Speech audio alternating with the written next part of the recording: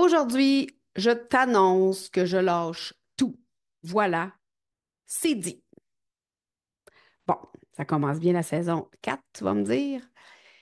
Je me suis levée ce matin et je me suis dit, OK, c'est bon, j'abandonne tout et je pars élever des licornes. Oui, des licornes. Mais bon, j'en ai pas trouvé. Alors, je me suis dit qu'une bonne attitude matinale, c'est important. J'ai donc écouté ma super liste de musique motivante et je me suis rappelé de tout ce que j'avais accompli jusqu'à maintenant. Gratitude. Je me suis surtout répété mon pourquoi et me voici pour te parler de comment garder le cap quand on a envie de tout lâcher. Alors, bienvenue dans mon podcast Entrepreneur Solutionneur, épisode 46, premier épisode de ma quatrième saison. Et quelle saison à venir? Reste à l'écoute parce que ça va décoiffer. D'ailleurs, as-tu aimé ma nouvelle musique en intro? Avoue que ça donne le goût de te bouger le popotin parce que c'est pas mal ma mission cet automne, te mettre en action et comme j'aime bien le dire, te mettre en action, mais de la bonne façon.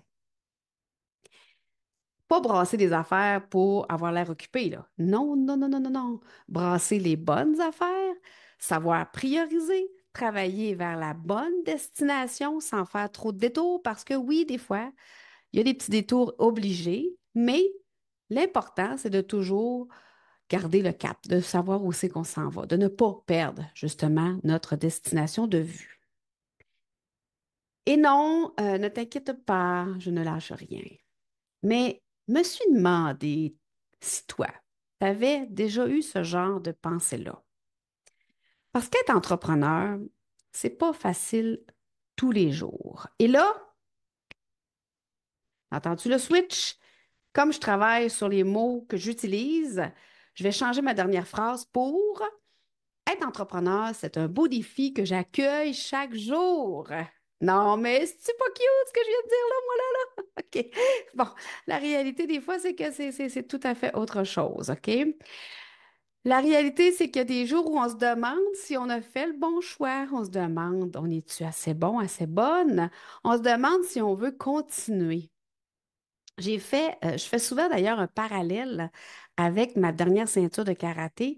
Je ne sais pas si tu as écouté mon épisode 37 où justement je te raconte mon cheminement vers cette dernière ceinture, mais en gros, ce que je te raconte, c'est que le chemin pour atteindre mon objectif a été parsemé de questionnements. Hein, pourquoi? Pourquoi je fais ça? Pourquoi je m'inflige ça? Tu sais, je paye même pour être là, on s'entend. C'est quoi l'idée que j'ai eue? Ça a été aussi parsemé d'émotions, de découragement, souvent liées à la fatigue, je dirais. Mais il y a une pensée qui m'habitait constamment.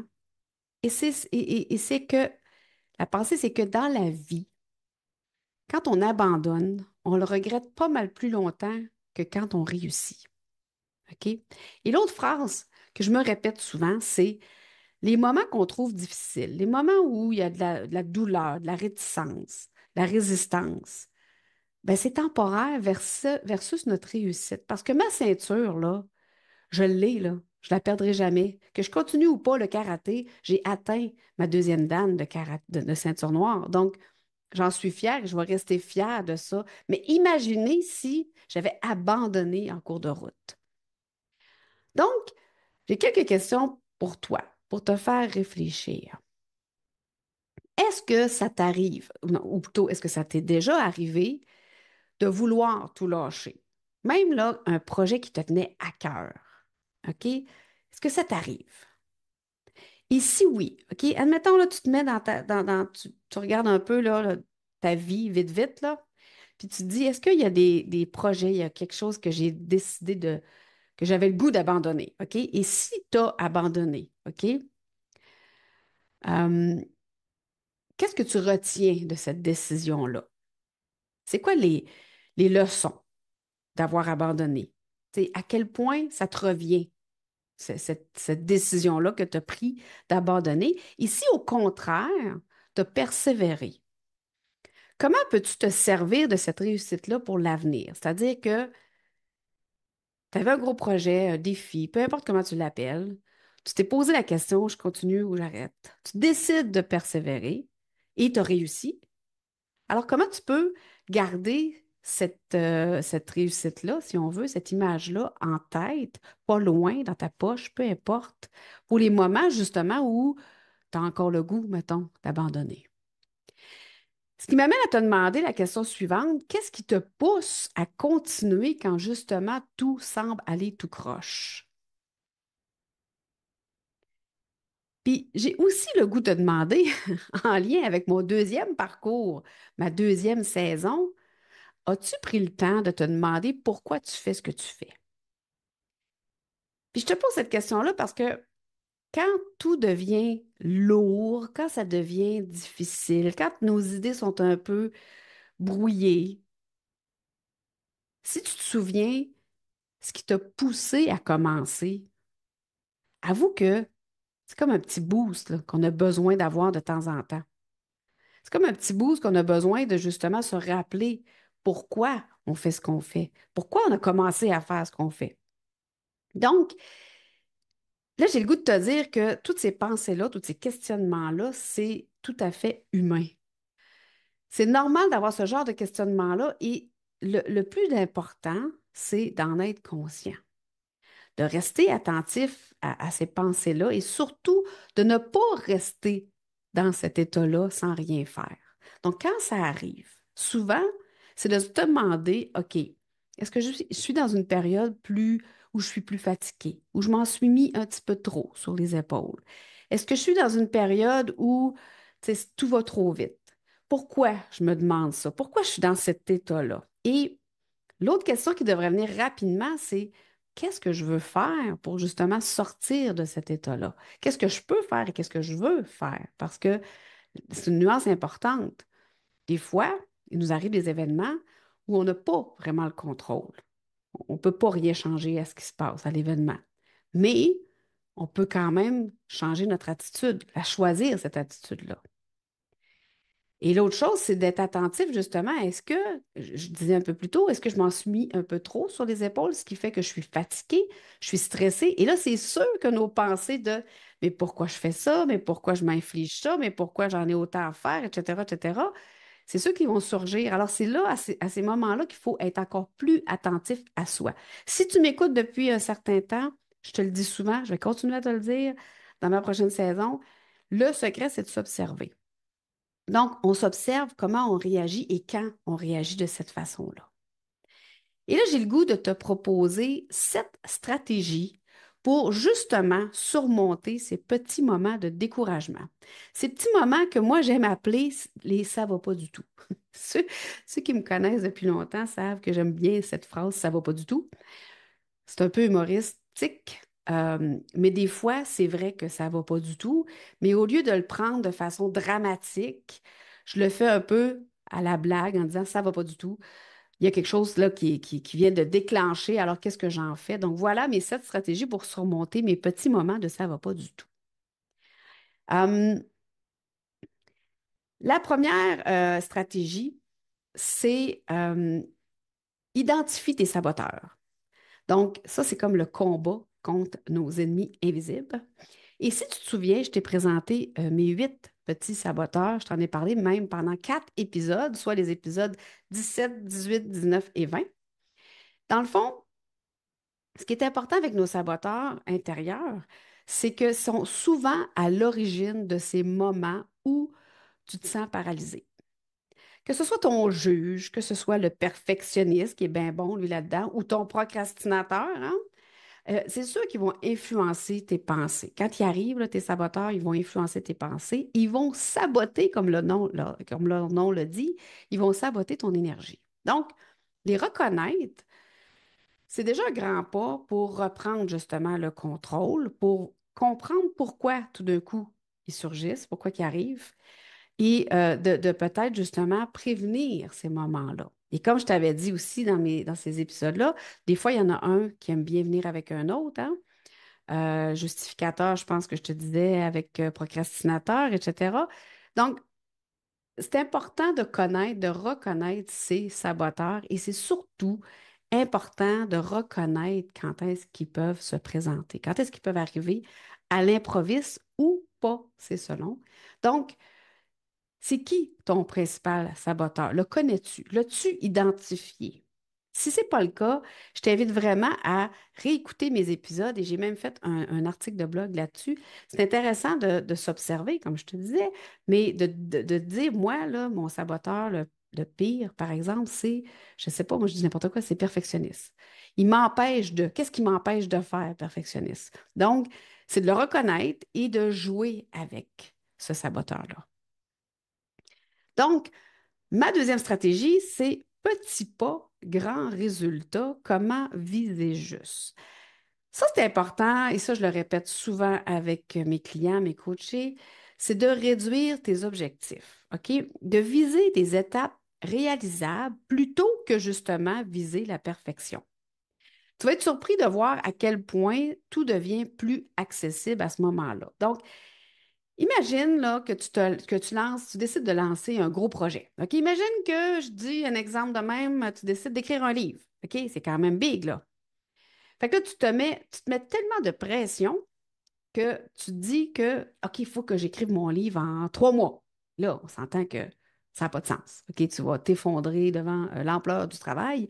Et quand on parle aussi d'objectifs, il faut être conscient de tout ce qu'on a autour de nous, tout ce qu'on a à faire autour de nous, les gens qui sont autour de nous, notre écosystème que j'aime appeler. Donc, au lieu de viser une montagne, OK, pourquoi ne pas fixer un objectif qui est plus réaliste? Par exemple, tu décides d'écrire un livre, tu dis, OK, moi, je vais écrire une page par jour. C'est ça mon objectif, une page par jour, ce qui fait que au bout d'un an, je vais avoir 365 pages, ce qui fait que j'ai un livre entier. Est-ce que c'est réaliste? Est-ce que ça fait du sens?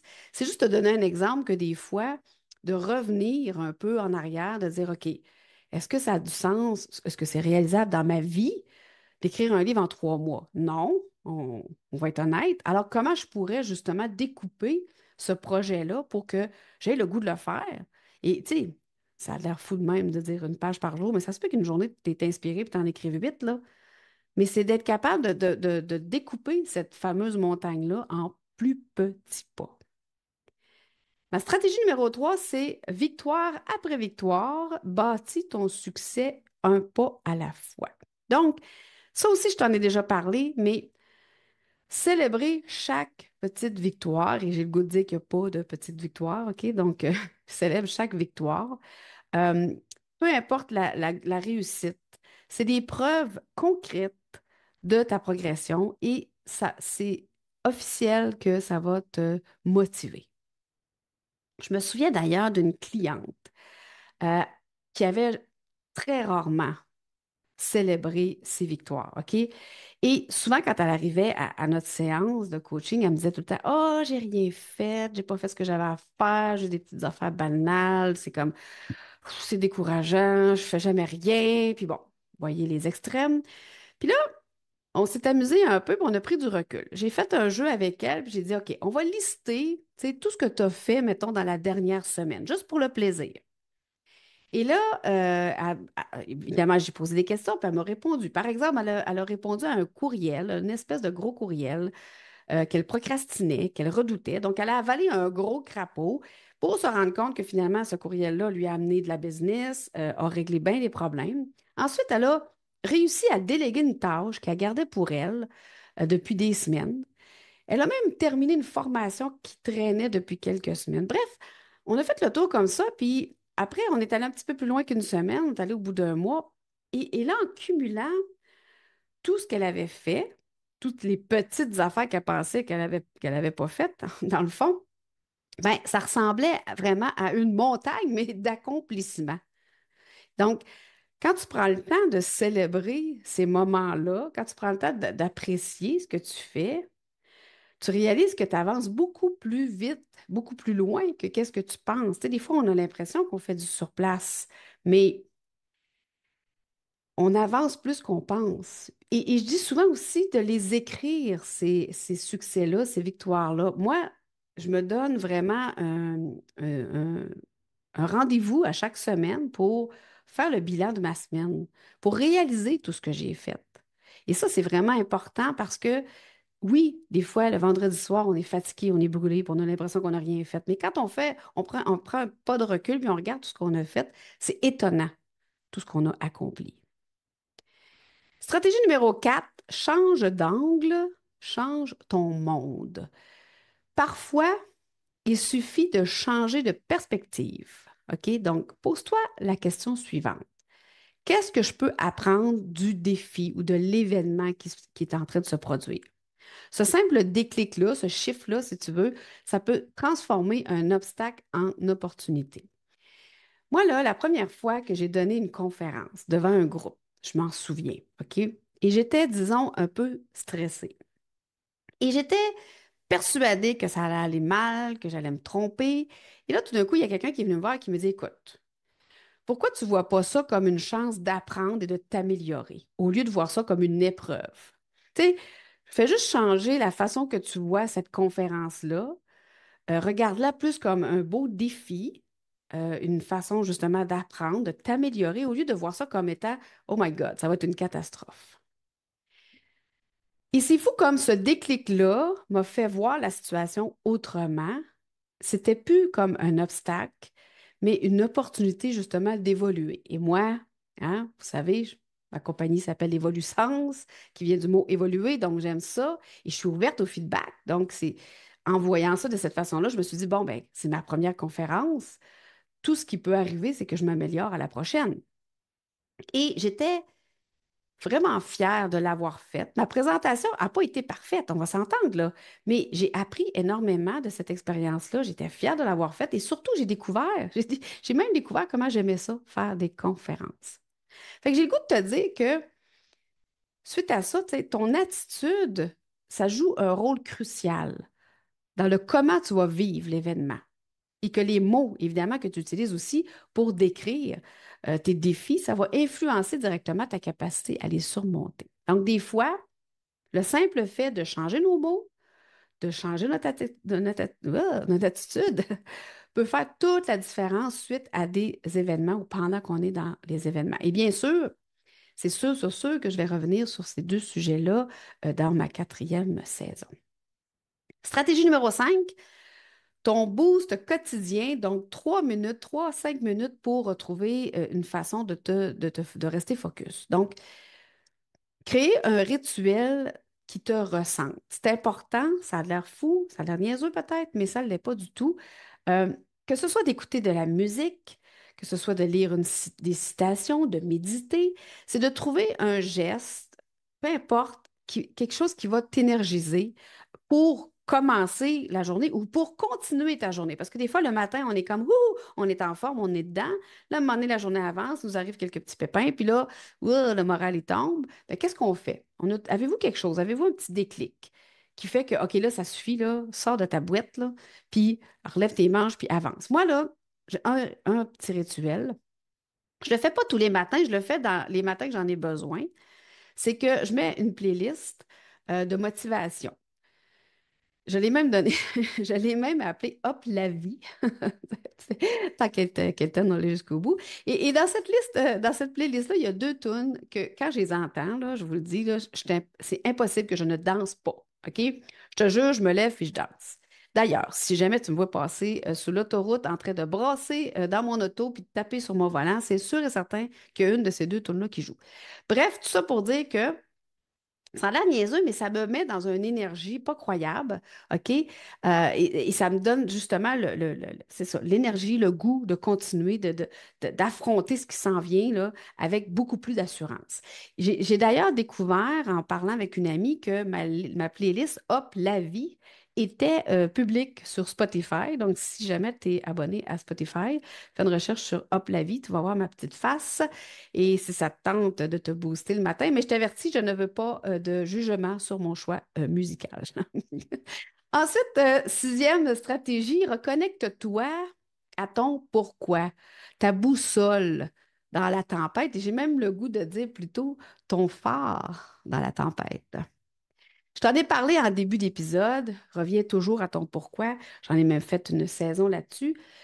Prends le temps de l'écrire, ton pourquoi, si ce n'est pas déjà fait, et de le relire. OK? Tu vas être étonné la force que ça te donne de te souvenir de ton pourquoi. Moi, il y a quelques mois, j'ai traversé une période où je me disais, il me semble que tout va tout croche. OK? J'étais fatiguée, j'étais en plein déménagement, puis je me demandais si ça valait encore la peine de continuer. Tu sais, le sujet de cet épisode-là, le sujet de mon infolette qui est en lien avec l'épisode-là, ça ne vient pas du ciel, hein? On se pose ces questions-là. Puis, j'ai pris le temps de m'asseoir et de relire justement pourquoi j'avais commencé. Mon pourquoi, qui d'ailleurs, pourquoi qui se peaufine de jour en jour. Il me donne l'énergie nécessaire pour continuer, même quand j'ai l'impression d'être bloqué. Et souviens-toi ceci, OK?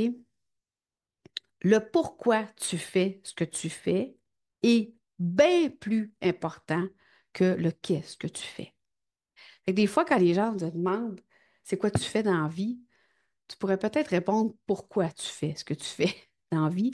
Tu vas avoir encore plus, tu vas avoir encore l'air plus inspiré et inspirant que si tu fais juste dire qu'est-ce que tu fais. Septième stratégie, évite la solitude, donc explore le pouvoir d'un accompagnement sur mesure. Donc, ce que j'ai le goût de te dire dans la septième stratégie, c'est de ne pas sous-estimer l'importance de te faire accompagner. OK? Un coach, là, ça peut t'aider à clarifier tes idées, à retrouver confiance et à transformer tes doutes en action. J'ai accompagné un entrepreneur qui était complètement découragé. Il était, tu sais, il se sentait seul face à ses problèmes. Il ne savait pas quoi faire. Il voyait que des montagnes. Et là, on a commencé à travailler ensemble et en quelques semaines seulement, il a retrouvé une clarté d'esprit. Juste le simple fait d'avoir quelqu'un, premièrement, à qui parler, qui pouvait l'aider à structurer ses idées, à prendre du recul, à faire des prises de conscience, à le faire sortir de cette spirale dans laquelle on tombe souvent hein, quand on est fatigué, on est un peu découragé. C'est comme un cercle vicieux, hein? Donc, se faire accompagner, c'est parfois juste le petit coup de pouce ou le petit coup de pied que tu as besoin pour repartir de plus belle. Alors, ne néglige pas cette opportunité-là de te faire accompagner. Alors, rapidement, je te répète mes 7 stratégies, mais comme je t'ai dit, tu peux les retrouver dans mon blog qui est en lien dans la description de cet épisode. Donc, première stratégie, identifie tes saboteurs. C'est important de les connaître, de savoir lesquels qui peuvent nous visiter à tout moment. La deuxième, petit pas, grand résultat, donc comment viser juste, c'est-à-dire comment regarder son objectif sur un œil différent et peut-être réduire les tâches qu'on voit des fois en montagne. Numéro 3, victoire après victoire, donc bâtis ton succès un pas à la fois, alors célèbre tes réussites et euh, au- au-delà de célébrer, là, je dirais de les prendre en note, de les noter. Note ce que tu as fait, ce que tu as réalisé, c'est vraiment important. Quatrième stratégie, change d'angle, change ton monde. Donc, vois les défis, les événements d'un autre œil. Donc, ajuste ton attitude vis-à-vis ces défis-là. Numéro 5, booste ton quotidien. Donc, prends 3, 5 minutes, le temps que tu as besoin pour justement retrouver ta focalisation, pour te donner l'énergie dont tu as besoin dans ta journée. Numéro 6, reconnecte-toi à ton pourquoi. Donc, si tu ne l'as pas écrit, je te suggère fortement de le faire et de le relire et de le peaufiner, le modifier quand le besoin se fait ressentir. Et numéro 7, évite la solitude, donc explore le pouvoir d'un accompagnement sur mesure. Bon, évidemment, tout ça, hein, ces stratégies-là, c'est pas magique, mais ça peut te permettre de justement naviguer à travers certaines tempêtes de doute quand on est... Parce que ce qui arrive souvent, c'est quand on est dans l'état de doute, dans l'état de découragement, dans l'état de fatigue, tout semble pire, tout semble grossir. Alors, peut-être de trouver une ou plusieurs de ces stratégies-là qui peuvent t'aider à ces moments-là. Tu peux les mettre devant toi et dire, OK, là, je sors de mon état, je me relève les manches et je fais quelque chose, je me mets en action. Donc, j'arrête là, de rester dans cette boîte-là, ça ne donne rien. De toute façon, hein, se rouler en boule en dessous du bureau, ça donne à rien. Bon.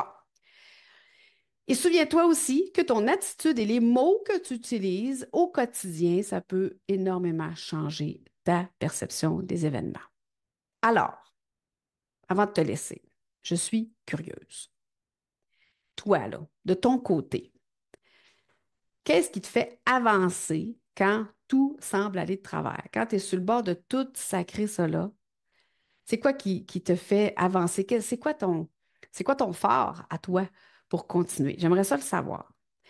Et mon autre question, c'est qu'est-ce que tu vas faire la prochaine fois, justement, que tu ressens cette envie-là de tout laisser tomber? Tu sais, quand ça monte, là, puis tu es comme, ah, je ferai tout ça là. Qu'est-ce que tu vas faire? C'est quoi la stratégie que tu vas utiliser?